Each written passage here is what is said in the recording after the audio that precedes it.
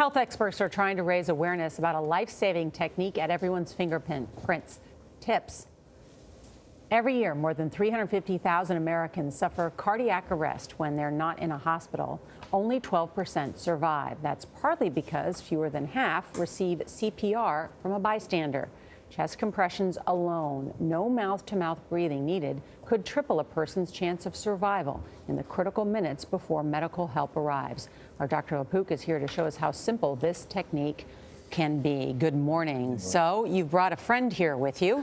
Right. First of all, what's his name, and show us how it's done. What happened? Irving. I needed to have a name. I didn't come. You caught me by surprise there. Okay. So the first thing this is for teens and adults, okay? And of course, we encourage people to have CPR courses, but it's much simpler than people realize.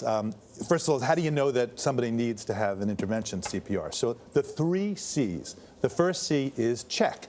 Check to see if they're responsive. Check to see if the breathing is normal. If they're not responsive and the breathing is not normal, then there's something serious going on.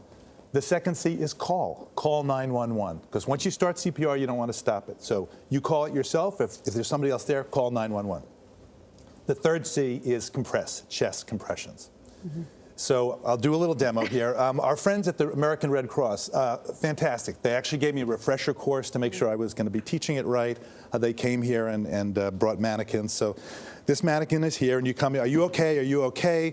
Not responsive, no normal breathing, so you start. You take the heel of your hand, you put it in the middle of the chest, right about here. You intertwine your fingers, you put your shoulders over your wrists, that's just going to get a better position. You lock your elbows, and then you start compressing at about 100 to 120 times a minute. And you want to go about 2 inches down, give time for recoil. And you probably have heard that there's a song that goes to about this beat, and that is Staying Alive. So, staying alive. It's appropriate for the situation, yes. Just like that, staying alive. And you keep going, you do not stop until you get help. Is that effectively jump-starting the heart? Is that what the chest compressions do? It is. So what does the heart do? The heart is beating and sending blood up the neck, the carotid arteries, to the brain, keeping the brain cells alive. Well, after about 4 to 5 minutes of not getting blood, the brain cells start to die. So you want the heart to beat by itself, but if it's not beating by itself, you're beating for the heart, you're compressing it, and you're shooting that blood up into the brain. So why is the mouth-to-mouth no longer necessary in this situation? Well, if you're an expert, then people still have that as part of their armamentarium, because if you're not breathing, if there's some other problem, then you do want to have the full ability to do breathing and compressions. But it turns out that for the average bystander, if somebody has cardiac arrest, that's 350,000 times a year, that it doesn't add much to do the breathing. And there's the ick factor. A lot of people have said they just don't want to do it. They don't want to put their mouth on somebody else's mouth.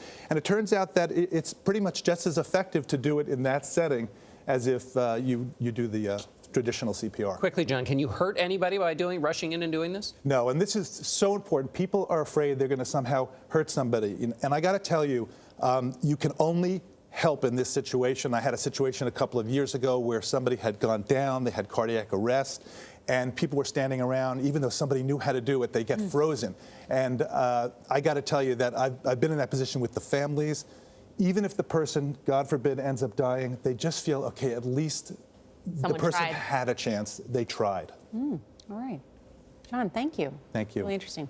To learn more about CPR, go to our website, cbsthismorning.com. Jon LaPook, you're still with us, because one other thing, as you've been teaching us about this new type of CPR, where should we go if we want more information other than our website? There is a fantastic 30-second video, handsonly.nyc, like New York City. Handsonly.nyc. Dr. Holly Anderson, one of my colleagues, told me about it. They've prepared it at New York Presbyterian. Please see it. 30 seconds, and it goes over the whole thing. That's easy to do. Thank you.